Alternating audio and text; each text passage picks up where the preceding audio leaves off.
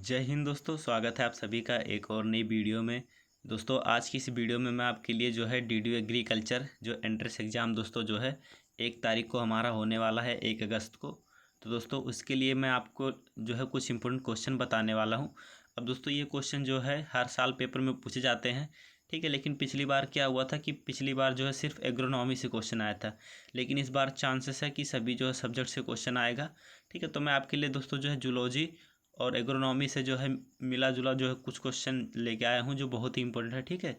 तो ये क्वेश्चन दोस्तों जो है आपको ज़रूर जो है एक बार देखना चाहिए, ठीक है। तो देखिए सबसे पहले हमारा क्वेश्चन है जीन शब्द किसने बनाया था, ठीक है। तो जीन शब्द की जो है सबसे पहले व्याख्या किसने की थी, तो जे मेंडल ने, ठीक है। जी मेंडल ने। अब दोस्तों इन्हीं को जो है अनुवांशिकी का जनक भी माना जाता है। जे मेंडल को दोस्तों जो है ग्रेगर जॉन मेंडल इनका पूरा नाम है। इनको दोस्तों जो है अनुवांशिकी का जनक भी माना जाता है। और जीन शब्द का जो सबसे पहले व्याख्या किसने किया था, ग्रोगर जॉन मेंडल ने किया था। अब दोस्तों हमारा नेक्स्ट क्वेश्चन है वर्णांधता वाले व्यक्ति को लाल रंग दिखाई देता है, ठीक है। तो जिस व्यक्ति को दोस्तों जो है वर्णांधता हो जाती है इसको हम लोग कलर ब्लाइंडनेस बोलते हैं इंग्लिश में।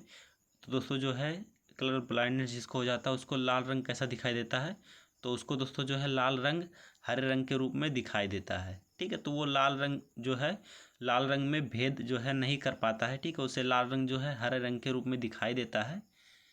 अब दोस्तों जो है ये एक आनुवांशिक बीमारी है, ठीक है। अब दोस्तों हमारा नेक्स्ट क्वेश्चन है एक समान मानव शरीर में गुणसूत्रों की संख्या कितनी होती है, ठीक है। तो यहाँ पे पूछा है कि गुणसूत्रों की संख्या कितनी होती है, तो गुणसूत्रों की संख्या कितनी होती है, 46 होती है। अगर यही सेम क्वेश्चन दोस्तों पूछे कि मानव शरीर में कितने जोड़े गुणसूत्र पाए जाते हैं, तो 23 जोड़ी गुणसूत्र पाए जाते हैं, ठीक है। अगर नॉर्मल पूछे कितने गुणसूत्र पाए जाते हैं तो 46 गुणसूत्र पाए जाते हैं। अगर पूछे जोड़े में कितने पाए जाते हैं तो जोड़े में कितने पाए जाते हैं, 23 जोड़े पाए जाते हैं, ठीक है। अब दोस्तों हमारा नेक्स्ट क्वेश्चन है डीएनए का डबल हेलिक्स मॉडल किसने दिया था, यानी कि डीएनए की जो है द्विगुणित कुंडली जो है द्विगुणित कुंडली का मॉडल किसने दिया था, तो वाटसन और क्रिक ने दिया था, ठीक है। द्विगुणित कुंडली जो है डीएनए की वो किसने दिया था, तो वो दिया था दोस्तों हमारे वाटसन और क्रिक ने। अब दोस्तों हमारा नेक्स्ट क्वेश्चन है वह वर्णक जो वनस्पति को बैगनी किरणों यानी कि जो है अल्ट्रा वायलेट रेज जो है यूवी, ठीक है, जो सूर्य के प्रकाश से आता है, ठीक है, तो उसके दुष्प्रभाव से बचाता है कौन सा, तो जो पादप होते हैं पौधों को, तो अल्ट्रा वायलेटिक रेज जो होता है हमारा पराबैंगनी किरणें, उससे जो है कौन बचाता है, तो फाइकोसाइनिन, ठीक है। फाइकोसाइनिन नामक तत्व होता है जो दोस्तों जो है यूवी से जो है पौधों को बचाता है। अब दोस्तों हमारा नेक्स्ट क्वेश्चन है रेगिस्तान में पैदा होने वाले पौधे कहलाते हैं। तो दोस्तों जो पौधे रेगिस्तान में उत्पन्न होते हैं, ठीक है, जैसे कैक्टस हो गया हमारा नागफनी जिसको बोलते हैं, ठीक है, तो वो पौधे क्या कहलाते हैं, जीरोफाइटस कहलाते हैं, ठीक है। रेगिस्तान में जो पौधे उगते हैं वो क्या कहलाते हैं, तो वो जीरोफाइटस कहलाते हैं। अब दोस्तों हमारा नेक्स्ट क्वेश्चन है पारिस्थितिक संतुलन बनाए रखने के लिए भारत में वन क्षेत्र कितने अनुपात में होना चाहिए, ठीक है। तो दोस्तों जो है भारत में कितने % भाग पर लगभग वन होना चाहिए, तो दोस्तों जो है 33% भाग पर वन होना चाहिए। हालांकि ये रेशियो जो है भारत में बहुत ही कम है, ठीक है। यहाँ पे सिर्फ 21% जो है वन पाए जाते हैं, ठीक है। तो यहाँ पे दोस्तों जो है अभी हमें जो है और वृक्ष लगाने की आवश्यकता है जिससे जो है हमारा वातावरण संतुलन बना रहे, ठीक है। यहाँ पे ऑक्सीजन का अनुपात दोस्तों आप लोगों ने देखा होगा कि पहले दोस्तों था 21%, लेकिन अभी फ़िलहाल सर्वे के अकॉर्डिंग जो है 1% जो हमारा ऑक्सीजन घट गया है, ठीक है। सोचिए आप कितना जो ज़्यादा है यहाँ पे वृक्षों की जो है कटाई हो रही है, ठीक है। तो जो है पर्यावरण संतुलन बनाए रखने के लिए 33% जो है वन होना चाहिए, ठीक है। अब यहाँ पे दोस्तों हमारा नेक्स्ट क्वेश्चन है कि हाइड्रोफाइट कहते हैं। अभी देखिए यहाँ पे पूछा गया था कि जीरोफाइट्स किसे कहते हैं, तो जीरोफाइट उन्हें कहते हैं जो रेगिस्तान में पैदा होते हैं, जबकि हाइड्रोफाइट किसे कहते हैं, जलीय पौधे को, ठीक है, जो जल में रहते हैं दोस्तों, जैसे जलकुंभी हो गया हमारा, सिंगाड़ा हो गया, ये सभी क्या है, ये सभी हाइड्रोफाइट हैं, ठीक है, ये जल में उगते हैं। अब दोस्तों हमारा नेक्स्ट क्वेश्चन है संवहनी पौधों में पानी ऊपर किससे जाता है, तो यहाँ पे आप कह सकते हैं कि जल का जो है स्थानांतरण कौन करता है पौधों में, तो दोस्तों जो है जाइलम ऊतक जो होता है, ठीक है, टिश्यू, वो दोस्तों क्या करता है पानी का जो है ट्रांसफ़र करता है। अब यहीं पे पूछ लेता कि खाद्य पदार्थ यानी जो भोज्य पदार्थ बनते हैं उनका जो है स्थानांतरण कौन करता है। तो दोस्तों जो है भोज्य पदार्थों का स्थानांतरण कौन करता है, फाइलम करता है। ठीक है, भोज्य पदार्थों का स्थानांतरण कौन करता है, फाइलम करता है। जबकि जो है पानी का स्थानांतरण कौन करता है, तो जाइलम करता है। अब दोस्तों हमारा नेक्स्ट क्वेश्चन है, कोशिका की आत्महत्या की थैली कहा जाता है। ठीक है, तो कोशिका की आत्महत्या की थैली किसे कहते हैं दोस्तों, तो लाइसोसोम को। अब दोस्तों लाइसोसोम क्या है, ये जो है लाइसोसोम में जो है पाचक एंजाइम पाए जाते हैं। जब दोस्तों जो है लाइसोसोम फटता है तो इसके आसपास की कोशिकाएं जो है नष्ट हो जाती हैं। ठीक है, तो इसलिए दोस्तों जो है कोशिका की आत्महत्या की थैली किसे कहा जाता है, लाइसोसोम को कहा जाता है। अब दोस्तों हमारा नेक्स्ट क्वेश्चन है, जीन शब्द का सर्वप्रथम प्रयोग किसने किया। ठीक है, तो जीन शब्द का सर्वप्रथम प्रयोग किसने किया था, तो जोहानसन ने दोस्तों जो है जीन शब्द का प्रयोग सर्वप्रथम किया था।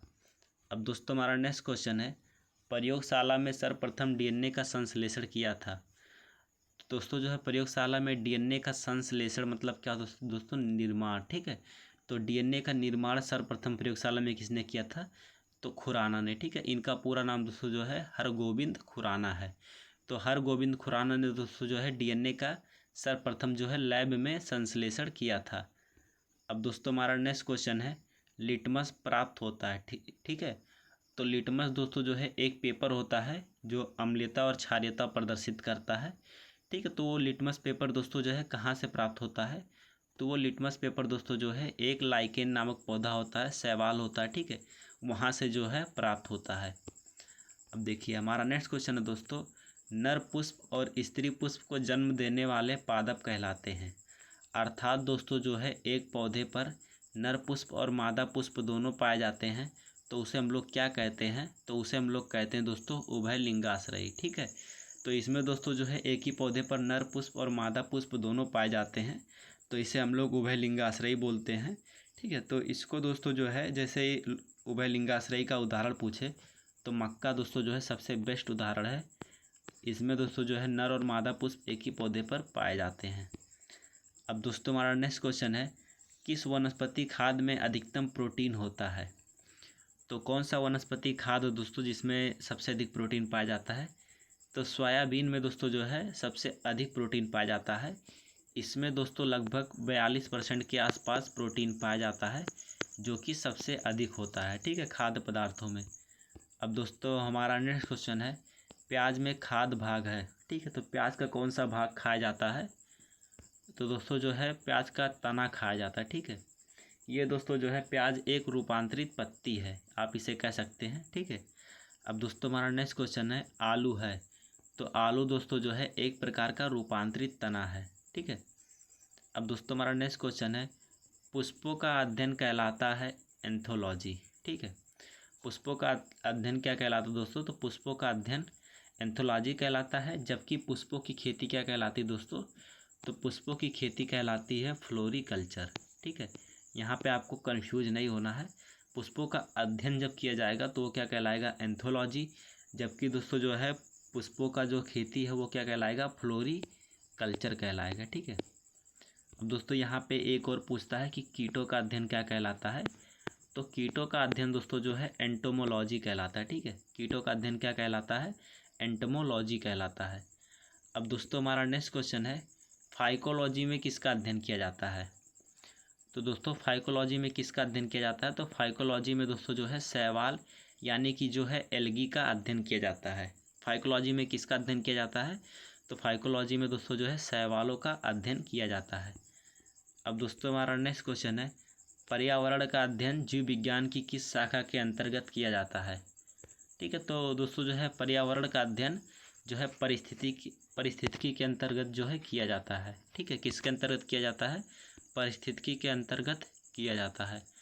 अब दोस्तों हमारा नेक्स्ट क्वेश्चन है, जीव विज्ञान शब्द का सर्वप्रथम प्रयोग किया था। ठीक है, तो जीव विज्ञान यानी कि बायोलॉजी शब्द का प्रयोग सर्वप्रथम किसने किया था, तो लैमार्क और ट्रेविरेनस ने दोस्तों जो है सर्वप्रथम जीव विज्ञान यानी बायोलॉजी शब्द का प्रयोग किया था। अब दोस्तों हमारा नेक्स्ट क्वेश्चन है, जीव विज्ञान के जनक फादर ऑफ बायोलॉजी के नाम से जाने जाते हैं। तो जीव विज्ञान के जनक दोस्तों किसे कहा जाता है, अरस्तु को कहा जाता है। और दोस्तों जंतु विज्ञान के जनक भी कौन कहलाते हैं? अरस्तु कहलाते हैं। ठीक है, दोनों सेम ही क्वेश्चन हो गया। अब यहाँ पे दोस्तों जो है देखिए वनस्पति के जनक, तो वनस्पति के जनक किसे कहा जाता है? थियोफ्रेस्टस को कहा जाता है। ठीक है, वनस्पति के जनक किसे कहा जाता है? थियोफ्रेस्टस को। और जबकि जंतु विज्ञान के जनक किसे कहा जाता है? अरस्तु को कहा जाता है। ठीक है, ये बहुत ही बेसिक क्वेश्चन है, लगभग सभी बच्चों को पता होना चाहिए। अब दोस्तों हमारा नेक्स्ट क्वेश्चन है, चिकित्सा शास्त्र का जनक किसे कहा जाता है? ठीक है, तो चिकित्सा शास्त्र का जनक किसे कहा जाता है? तो दोस्तों चिकित्सा शास्त्र का जनक जो है हिप्पोक्रेटस को कहा जाता है। ठीक है, चिकित्सा शास्त्र का जनक जो है हिप्पोक्रेटस को कहा जाता है। अब दोस्तों हमारा नेक्स्ट क्वेश्चन है, एंटीबायोटिक्स दोस्तों जो है अधिकांशतः प्राप्त होते हैं, तो एंटीबायोटिक्स अधिकांशतः किससे प्राप्त होते हैं? तो जीवाणुओं से प्राप्त होते हैं। अब दोस्तों यहाँ पे पूछा जाता है कभी कभी कि प्रथम जो है एंटीबायोटिक्स कौन था? तो दोस्तों जो है पेनिसिलिन। ठीक है, पेनिसिलिन जो है हमारा पहला एंटीबायोटिक्स था। इसे खोजा किसने था दोस्तों?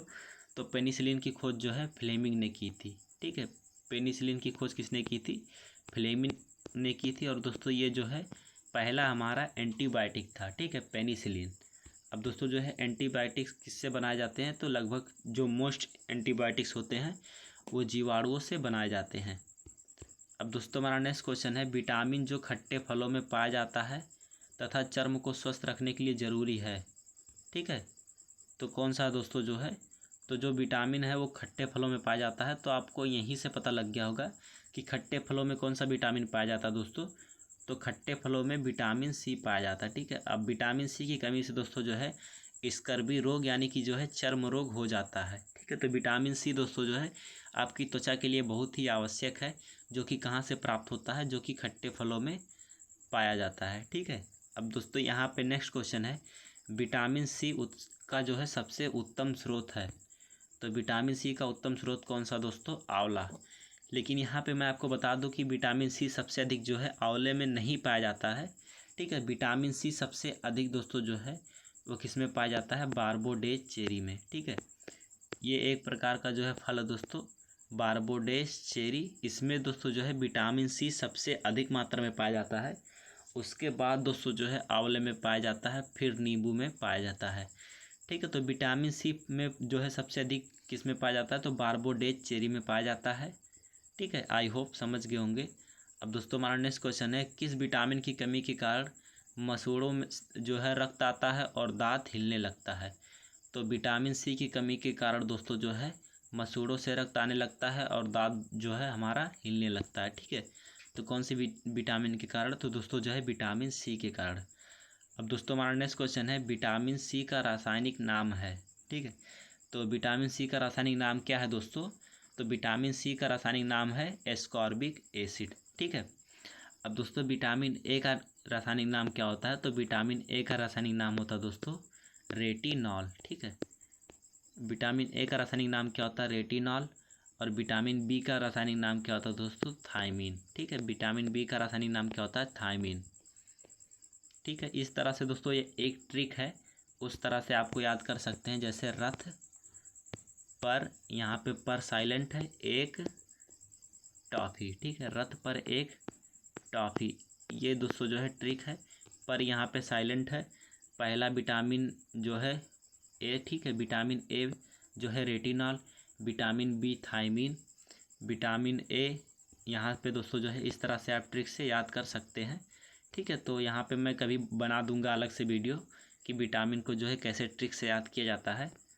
अब देखिए यहाँ पे दोस्तों जो है किसी सब्जी से प्राप्त होने वाला विटामिन है। यहाँ पे पूछा किसी सब्जी से ना प्राप्त होने वाला विटामिन है, तो दोस्तों कौन सा विटामिन है जो सब्जियों से प्राप्त नहीं होता है? तो दोस्तों जो है विटामिन डी है, ये प्राप्त नहीं होता। ये दोस्तों जो है किससे प्राप्त होता है? तो ये सूर्य के प्रकाश से प्राप्त होता है। अब देखिए यहाँ पे नेक्स्ट क्वेश्चन है दोस्तों, प्रातःकालीन धूप में मानव शरीर में कौन सा विटामिन उत्पन्न होता है? तो प्रातःकालीन धूप के समय दोस्तों जो है कौन सा विटामिन जो है उत्पन्न होता है? तो विटामिन डी। ठीक है, अभी आपको मैंने बताया कि सूर्य के प्रकाश से विटामिन डी प्राप्त होता है। ठीक है, इसलिए इसे जो है सूर्य का विटामिन भी कहा जाता है। ठीक है, ये दोस्तों जो है इसका निर्माण कभी कभी शरीर में जो है शरीर स्वयं कर लेता है, जबकि इसका जो है कहाँ से होता है दोस्तों? तो सूर्य के प्रकाश में जो है इसका निर्माण होता है। अब दोस्तों नेक्स्ट क्वेश्चन है, मछलियों के यकृत के तेल में किसकी प्रचुरता होती है? तो मछलियाँ होती हैं उनके यकृत के तेल में दोस्तों जो है विटामिन सी सबसे अधिक पाया जाता है। ठीक है, तो इसे विटामिन सी के सोर्स के रूप में जो है उपयोग किया जाता है। अब दोस्तों नेक्स्ट क्वेश्चन है, विटामिन डी के जो है सर्जन में क्या पाया जाता है? तो विटामिन डी का दोस्तों जो है वैज्ञानिक नाम क्या होता है? कैल्सीफेरॉल होता है। ठीक है, तो यही क्वेश्चन पूछा है कि सर्जन में क्या पाया जाता है, तो कैल्सीफेरॉल। अब दोस्तों हमारा नेक्स्ट क्वेश्चन है, विटामिन ई का रासायनिक नाम है? तो रथ पर एक टॉफ़ी। ठीक है, तो यानी कि टोकोफेरॉल। ठीक है, इस तरह से जो ट्रिक है याद कर सकते हैं। तो विटामिन ई का रासायनिक नाम है टोकोफेरॉल। अब दोस्तों हमारा नेक्स्ट क्वेश्चन है, विटामिन ए किसके लिए महत्वपूर्ण है? Vitamin E. तो दोस्तों विटामिन ई जो है वो लिंग ग्रंथियों की जो है सामान्य क्रिया में, तो लिंग ग्रंथियां दोस्तों जो है हमारी प्रजनन ग्रंथियां जिनको बोलते हैं, उनमें जो है विटामिन ई महत्वपूर्ण भूमिका निभाती है।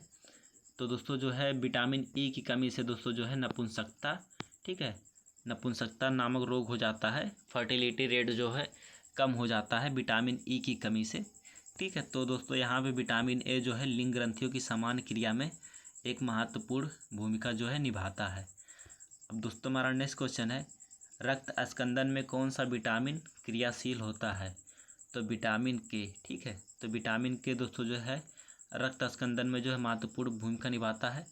अब दोस्तों विटामिन के की कमी से क्या होता है? तो विटामिन के की कमी से होता है दोस्तों, जो मानव शरीर होता है जब कहीं पे कट जाता है तो रक्त का थक्का नहीं बन पाता है। ठीक है, यानी कि जो रक्त का स्राव है वो रुकता नहीं है, किसके कमी के कारण? तो विटामिन के की कमी के कारण जो है रक्त में थक्का नहीं बनता है और जो है रक्त लगातार ब्लड, ठीक है, बहता रहता है।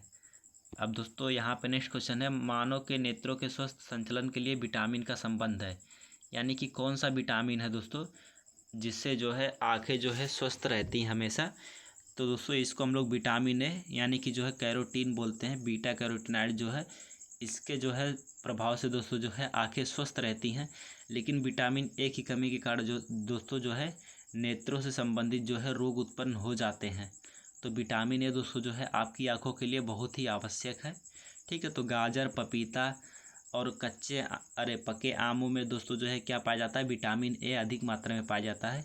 तो अपनी आंखों को स्वस्थ रखने के लिए, और आप एक स्टूडेंट हैं तो आपको गाजर, पपीता और पके हुए आम ये सभी का सेवन जो दोस्तों आपको करना चाहिए। ठीक है, क्योंकि स्टूडेंट के लिए जो है बहुत ही ज़्यादा ज़रूरी है विटामिन ए। ठीक है, तो यहाँ पे दोस्तों जो है एक और पूछता है कि जो है सब्जियों में जो है पत्तियों में किस में विटामिन ए सबसे अधिक पाया जाता है? तो बथुआ नामक एक दोस्तों जो होता है खेतों में उगता है, गेहूँ के जो खेत होते हैं आपने देखा होगा, तो उसमें दोस्तों जो है विटामिन ए सबसे अधिक पत्तियों में पाया जाता है। अगर यही सेम क्वेश्चन पूछे दोस्तों कि विटामिन ए फलों में सबसे अधिक किस में पाया जाता है? तो पके हुए आम में दोस्तों जो है यहाँ पे पके हुए जो आम होते हैं दोस्तों उसमें विटामिन ए सबसे अधिक पाया जाता है। ठीक है, कितना पाया जाता है? तो 4800 इंटरनेशनल यूनिट पाया जाता है। ठीक है, 4800 IU यानी कि इंटरनेशनल यूनिट पाया जाता है पके हुए आम में। ठीक है, सबसे अधिक पाया जाता है फलों में, पके हुए आम में दोस्तों जो है विटामिन ए पाया जाता है। अब दोस्तों यहाँ पे हमारा नेक्स्ट क्वेश्चन है, कौन सा विटामिन पानी में घुलनशील है? तो देखिए यहाँ पे मैं आपको एक ट्रिक बताता हूँ। ठीक है, बहुत ही बेसिक ट्रिक है कि कौन सा विटामिन, यहाँ पे हर बार ऐसे पूछ लेता कौन सा विटामिन जो है पानी में घुलनशील है, कौन सा विटामिन जो है वसा में घुलनशील है। तो देखिए विटामिन हमारा कौन कौन सा होता है? ABC होता है, D होता है, E होता है, K होता है। ठीक है, तो ये सभी विटामिन है। अब पानी में दोस्तों जो है कौन से विटामिन घुलनशील होते हैं? तो पानी में होते हैं BC। ठीक है, पानी में कौन से विटामिन घुलनशील होते हैं? BC घुलनशील होते हैं पानी में। और दोस्तों यहाँ पे जो है जैसे मान लीजिए 1 कप आपने दोस्तों जो रखा है, ठीक है, इसमें दोस्तों क्या है? वसा भरा है। ठीक है, इसमें वसा भरा है। अब दोस्तों एक क्या है? कीड़ा है। अब दोस्तों एक कीड़ा है। ठीक है, यहाँ पे एक कीड़ा है दोस्तों, ये रेंगते हुए ऐसे आया और वसा के जो है गिलास में गिर गया। ठीक है, आपने इस गिलास में जो है वसा रखा है, तो इस गिलास में दोस्तों जो है वसा में गिर गया कीड़ा। ठीक है, तो कीड़ा पानी में तैरता है। ठीक है, तैरता है यानी कि पानी में डूबता नहीं है, तो यानी कि जो है कीड़ा पानी में नहीं घुलेगा। लेकिन दोस्तों यहाँ पे वसा है, तो वसा में दोस्तों क्या है? कीड़ा घुल गया। ठीक है, गिरकर मर गया या घुल गया आप कह सकते हैं। तो जो है पानी में घुलनशील कौन से हैं दोस्तों? तो पानी में कीड़ा जो है जो है यहाँ पे, ठीक है। तो विटामिन बी दोस्तों BC जो है पानी में घुलनशील है। और दोस्तों यहाँ पे जो है कीड़ा, ठीक है, वसा में घुलनशील नहीं है। तो दोस्तों यहाँ पे कौन सा है हमारा, अरे सॉरी, वसा में घुलनशील कौन से दोस्तों, तो वसा में कीड़ा, ठीक है। विटामिन के, vitamin E, vitamin D, vitamin A, ये दोस्तों जो है वसा में घुलनशील है। और पानी में कौन से घुलनशील है, तो पानी में बी और सी घुलनशील है, ठीक है। तो ये ट्रिक था, आप इसको याद कर सकते हैं। अब देखिए हमारा नेक्स्ट क्वेश्चन है, विटामिन ए की कमी के कारण होता है।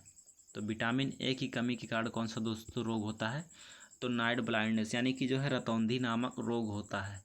अब यहाँ पे कभी कभी ये क्वेश्चन पूछ लेता है कि कैरोटीन की कमी के कारण कौन सा रोग होता है। तो आप ध्यान रखिएगा कि विटामिन ए को ही कैरोटीन बोलते हैं। तो कैरोटीन के कारण दोस्तों जो है नाइट ब्लाइंडनेस नामक रोग होता है। अब दोस्तों हमारा नेक्स्ट क्वेश्चन है, छिली हुई सब्जियों को धोने से कौन सा विटामिन निकल जाता है। तो दोस्तों जो है सब्जियों की जो छिलका उतारने के बाद जब हम धोते हैं तो उनमें से दोस्तों जो है विटामिन सी निकल जाता है। अब दोस्तों आप लोगों ने बहुत सी लड़कियों को देखा होगा कि जब वो अंगूर खाती हैं, ठीक है, और उनके पास आसपास कोई जो है लड़के रहते हैं तो वो क्या करती हैं दोस्तों, दिखाने के लिए कि ओ माय गॉड हम कितने सॉफ्ट हैं, ठीक है। तो अंगूर को दोस्तों जो है छिलका जो है निकाल के खाती हैं। लेकिन अब उनको कौन बताए कि जो है छिलके में विटामिन सी पाया जाता है, जो कि दोस्तों निकल जाता है। और यहीं से दोस्तों जो है स्कर्वी नामक रोग हो जाता है, ठीक है। तो आपको जो है सब्जियों को दोस्तों जो है धोकर, ठीक है, बिना छिलका निकाले दोस्तों जो है उनका प्रयोग करना है, ठीक है। तभी दोस्तों जो है आपको विटामिन सी का लाभ मिलेगा, अदरवाइज आपके शरीर में जो है विटामिन सी की कमी हो जाएगी, ठीक है। तो बस दोस्तों आज की इस वीडियो में इतना ही दोस्तों, और वीडियो आपको कैसा लगे कमेंट करके ज़रूर बताइएगा, ठीक है। तो मिलते हैं अगले नेक्स्ट वीडियो में, तब तक के लिए जय हिंद, जय भारत।